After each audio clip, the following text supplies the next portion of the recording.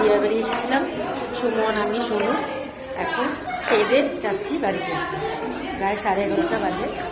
এখন দেখি পাওয়া যায়, যাই। তো বিড়াল খাওয়া শেষ, এখন যাচ্ছি বাড়িতে। আর রাস্তায় তো কিছু নেই, এখানে তো অনেক গাড়ি আছে, তো দেখি আমরা কি পাওয়া যায়। বিড়াল খেয়ে একদম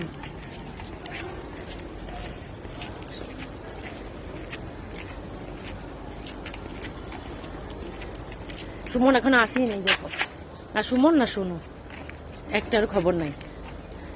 আমি শুধু এসে পড়েছি বাইরে, কেননা কিছু দেখতে হবে কি পাওয়া যায়।